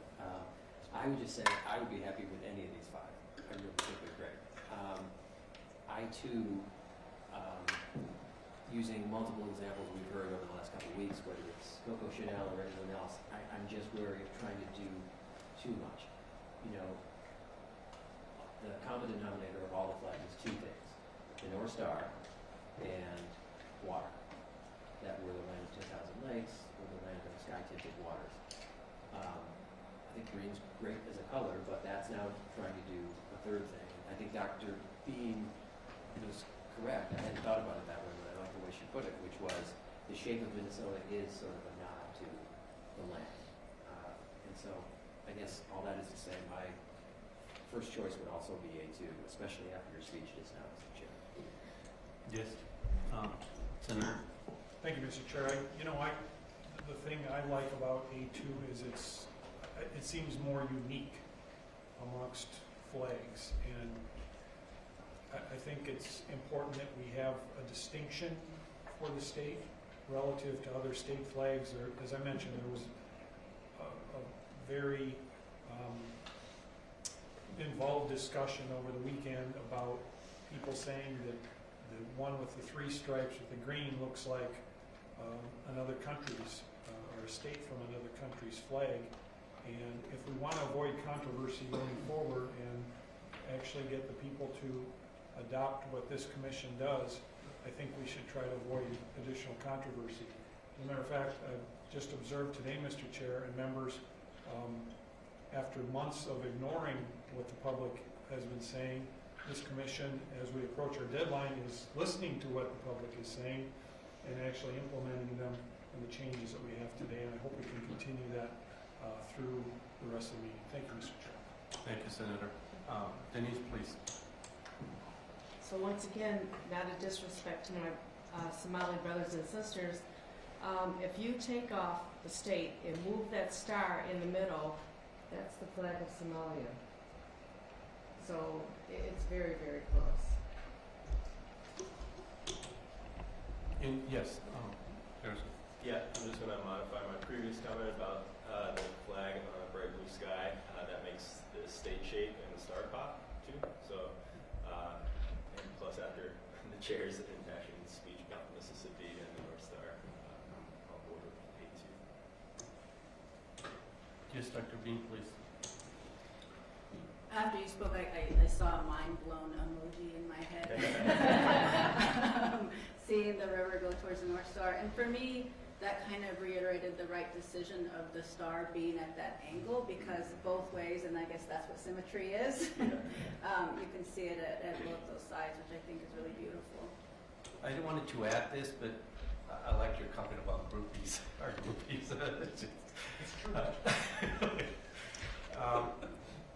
NAWA consider these B1s, B plus and C2 a good A.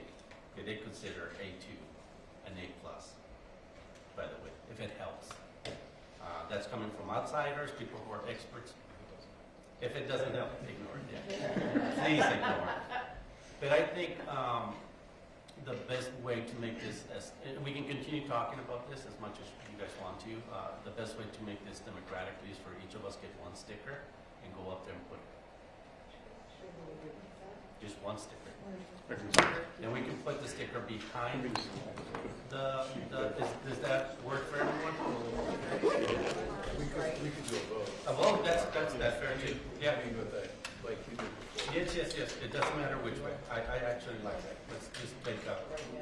Which are we looking at? All of them are up. Yeah. People still like the green, and people like 3 colors. Can everybody read A,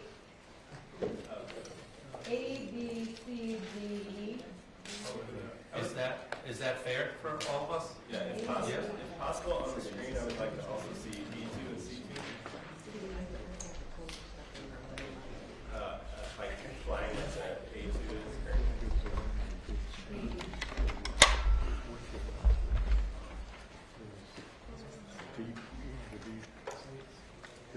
Oh, thank you. Yeah, that's good. Yeah.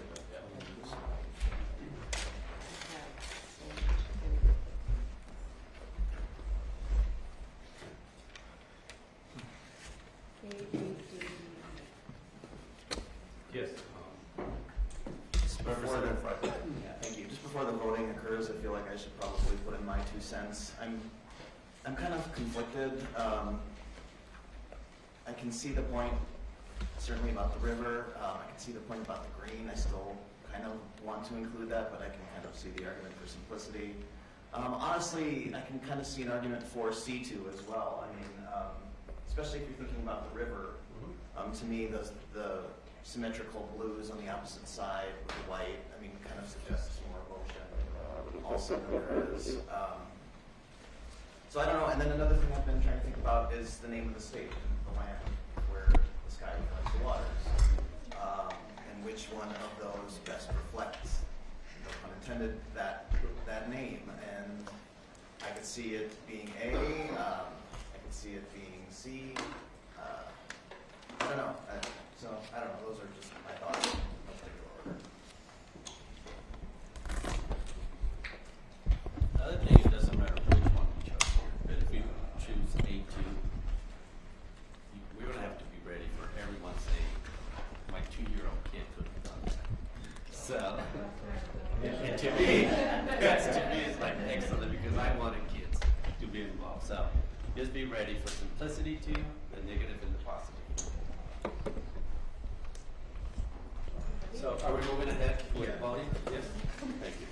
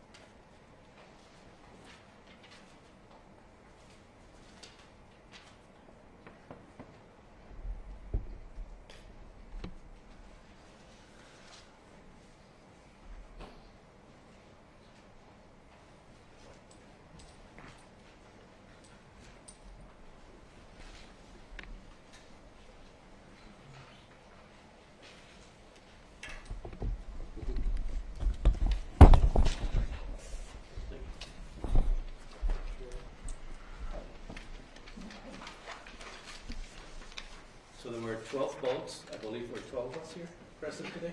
Yes? And 11 votes went for A2, and 1 vote went for B1? B2, thank you. Again, 11 votes went for A2. We can show that as big as possible. Thank you. And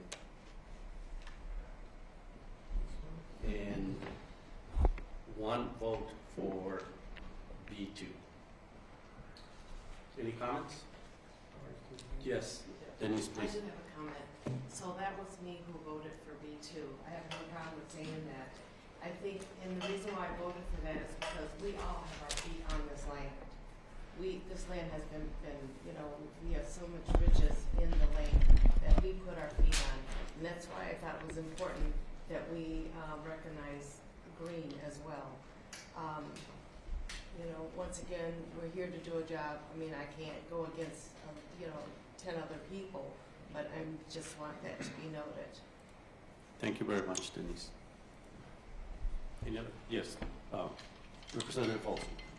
Thank you, Mr. Chair. So just a quick, I guess the question would be, the next item of business would be to prepare the report for the legislature, which I assume is going to happen at the next meeting. I think this is an appropriate time to let the commission know that Senator Drazkowski and I will be creating a minority report for the commission. We are non-voting members, but we are still members of the commission, and we'll be citing a number of issues that we have seen throughout the process. This commission has done a great amount of work throughout the entirety of it. We've lifted a heavy load. We've met weekly. We've done a lot of work, and so this is not to discount the work or the effort that has been taken by the commission. One of the issues that we'll be citing is that there is absolutely an issue with our state seal. The seal that this commission has approved is not legal according to statute. And if that is not addressed at the last meeting, that is something that must be addressed. It is against the state statute. It is clearly in violation of the state statute, what this law was created to do. On top of that, we believe that there has not been enough time available to us to create an informed decision, a flag that represents all Minnesotans. I'm not saying that the flag that was chosen is a bad flag. What I'm saying is that this process should have taken a lot longer. We should have taken more public testimony. We should have heard from more Minnesotans. And on top of that, I hope that in the commission's report, we will include in our regular report that we advise the state legislature to put this to a vote of the people. Because what is more Minnesotan than our flag? What identifies our identity more than what our flag is? And I would recommend in our minority report will contain the recommendation that the people of Minnesota have the ability to vote to approve this flag. We are a democracy after all. And democracy of the people identifies that the people should be able to vote. The only statewide votes are for candidates or for amendments to the Minnesota Constitution. We're not an initiative and referendum state. We don't put public policy issues of any kind, whether it's a flag or a bill or anything else, to a vote. So perhaps that's something that will be hashed out in the legislature or the courts, but I just wanted on record that our tentative analysis is that that is not permissible within the Minnesota Constitution. Thank you, Secretary Simon. Representative Freeberg. Thank you, Mr. Chair. And just to the point Representative Olson raised regarding the length of the seal of the issue he identified there, I assume, based on your comments, that it's a reference to the inclusion of the phrase Minnesota Makoche on the seal, based on what you said about you not seeing a problem with the inclusion of 98 R's around the outside. So I'm just assuming it's that. The language in the statute that was passed says symbols, emblems, or likenesses that represent only a single community or person, regardless of whether real or stylized, may not be included in a design. Since we put that in there, I've thought about this, and just kind of the more I think about it, the more I think it's a good thing, and it's likely legal to include the phrase on there. First of all, there are 4 federally recognized Dakota tribes in Minnesota, not just one. That's not one group. But beyond that, there already was a Dakota word on the old state seal, and there will continue to be on this state seal, and that word is Minnesota. It's the name of the state itself. That is a Dakota word. And Minnesota Makoche is just an expanded version of the phrase that the state derives its name from. I think it's perfectly acceptable to include the original phrase on there, so I just kind of wanted that on the record. That's my thinking on that issue as well. Thank you, Representative Freeberg. Yes, Representative Olson. Thank you. I believe that if the representative can assume correctly what I am referring to, then I believe that it is identifiably controversial, and it will be challenged. I can not promise anything in politics, but as closely as I can, this will be challenged, this will be controversial, and this will not settle the issue. Will we have to go back to these tables and make a new flag and a new seal 5 years from now, 10 years from now? Let's settle the controversy. Let's put it away. Let's put it to rest. Let's have a seal and a flag that represents all Minnesotans. Thank you, Representative Olson. Any other? Yes, Secretary of State. Just a procedural question for perhaps staff and for you, Mr. Chair. Do we now need to take an official? 100%. We just allow people to have a conversation. Are we ready? Any other comments? If anybody wants to make a motion for A2 flag? Sorry. I would probably make a motion to accept entry A2 as the next flag for the state of Minnesota. Do you want to describe the flag? The flag has a single star pointed to the north. It's an 8-pointed star over the shape of Minnesota that's symmetrical, and there's a single light blue color extending out from the state of Minnesota. Thank you very much. Does anybody want to second that? Second. Ms. Harrison. Comments?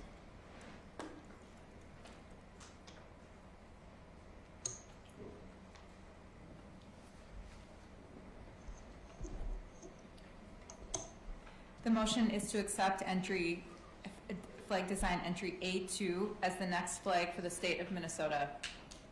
Dr. Bean. Yes. Lauren Bennett McGinty. Yes. Shelley Buck. Yes. Chair Fitch. Yes. Vice Chair Dr. Anita Gall. Yes. Michael Harrelson. Yes. Kim Jackson. Yes. Denise Mazzone.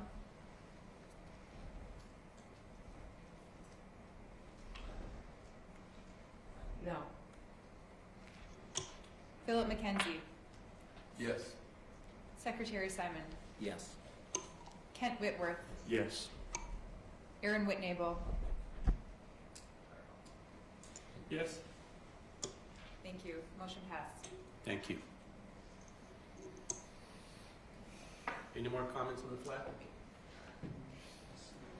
Then we're going to move on to future meetings and next steps. There was some comments about the report, and I think David can talk a little bit about where we are. And I know we have started it, so please go ahead. Thank you. Thank you, Chair Fitch. Three real quick sort of administrative housekeeping items for your consideration today. First, an update on the report. Thank you, Representative Olson, for letting us know that your intent is to provide a minority report, and we'll factor that in. We are working on an outline. Kim Jackson is volunteering to do some design work, and I think some standard items to document the work of this committee with information on the recommendation or the selection for the final flag and seal. So we will continue working on that, and we will get that draft to you as soon as practical.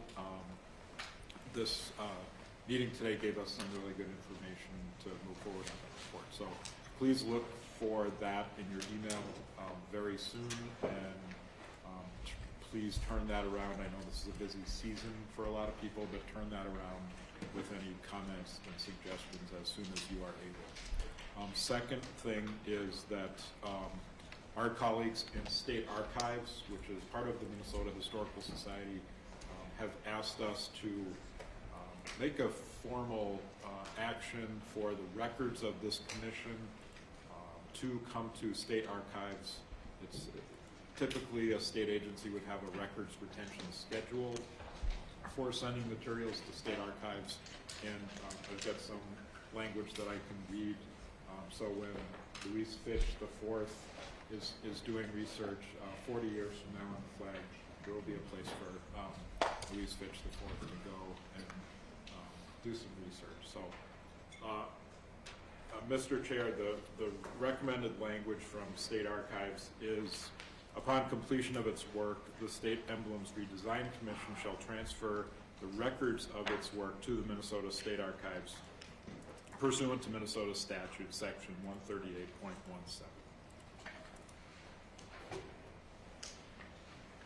And if someone wanted to make a motion to do that, that would be great. Mr. Chair, so moved. Second. Any discussion? Then those who approve, say yeah, or aye, sorry. Aye. Those against it, say no. Then this motion has been approved. Thank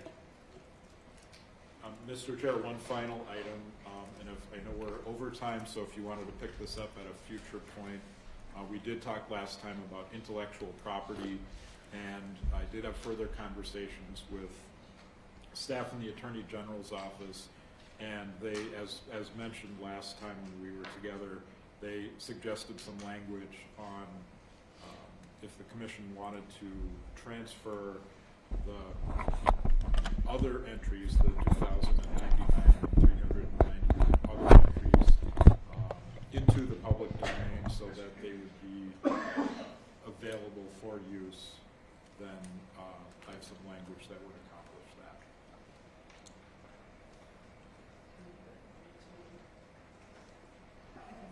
You'll appear at the next meeting. Okay. Is that it, David? That's right. Yep.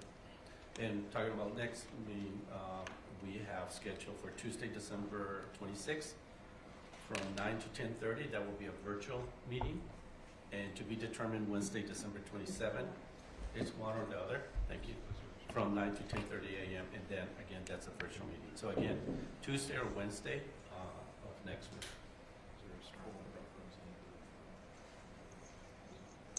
So we can choose Tuesday, December 26th at 9 a.m. virtual, or Wednesday, December 22nd, 27th, thank you, same time, keeping. I just want to mention a lot of people in our community, and I know I might be out December 26th that morning. That's when we have the run to Mankato in honor of the 38 Dakota. And so there are a number of us who I personally won't be able to attend on that day.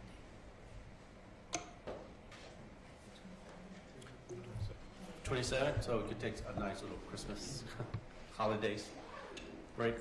Perfect, so 27th. Virtual meeting, 9 a.m. the 27th, Wednesday. That's correct. Any other comments? I think we're done. Yes. Before we adjourn, this will probably be our last in-person meeting that we have as a commission, and we dissolve as of January 1 when we submit our report to the legislature. So before we adjourn, I think there are a host of thank yous that need to be said before we walk away. The first thank you, I believe, goes to the Minnesota Historical Society and the amazing administrative support that they have provided in this whole process. If you thought all of this happened by magic, that this room is reserved, that there is a website, that there is a Zoom link sent out and the public can watch us, it is not magic. Thank you to Brian Yunti and his team and Olivia for all the tech work that you supply here. Thank you, Jack, for all of the copying. I think the color copier is probably your new best friend. Have you named her? Maybe? Him? Right? Thank you to Allison Ortiz, who has who's our media wrangler and putting out all the press releases, and also especially to David and Lindsay. Again, they have been instrumental in making sure these meetings happen. They make it look like it happens flawlessly, so thank you especially to you two for this work. I want to thank the media for covering this from the beginning. Sometimes I want to say the media scrutiny has been a little intense, but you have helped us get the word, I think, to all corners of Minnesota that this is happening, and you have kept Minnesotans informed of this process, and we thank you for that. Thank you to the people of Minnesota who have been engaged in this process, who submitted thousands of design proposals, who have submitted thousands of public comments. Thank you for your interest in this, what I call the Great Minnesota Project. Thank you for helping us out in doing all of this. Thank you to all of you on the commission. All of us have put a lot of work and time into this effort, and we did this all volunteer. So I'd like to put it, look, none of us are getting paid to do this. We are doing this on behalf of the state of Minnesota and volunteering our time. So thank you for all of the work that we've all put into it. And finally, I want to thank you, Chair Fitch. From day one, he has captained this ship, kept it afloat in sometimes stormy waters. You have provided guidance for us. You've kept us on time. We have a product to deliver to the Minnesota legislature as we've been mandated. So thank you for your leadership on this. Again, thanks to everyone. Safe travels. Thanks for doing this.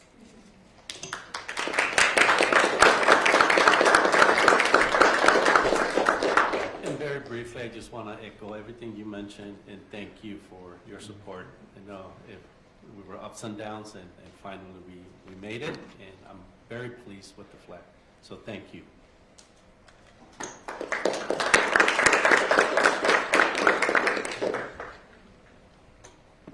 I motion to adjourn.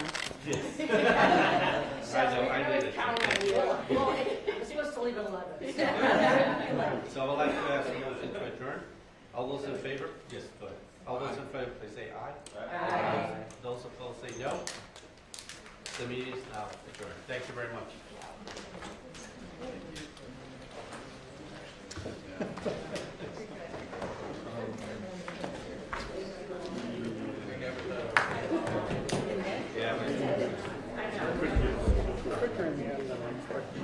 What's that?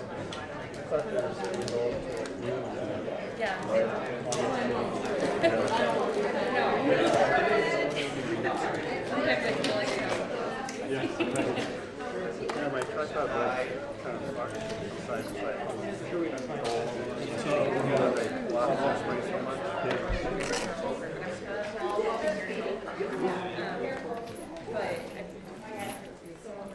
Yes.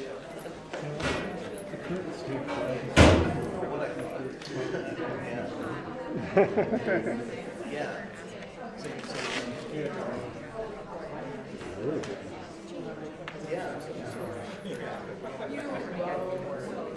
Come up, pull off, and it's actually not. I'm so sorry. Oh, no worries.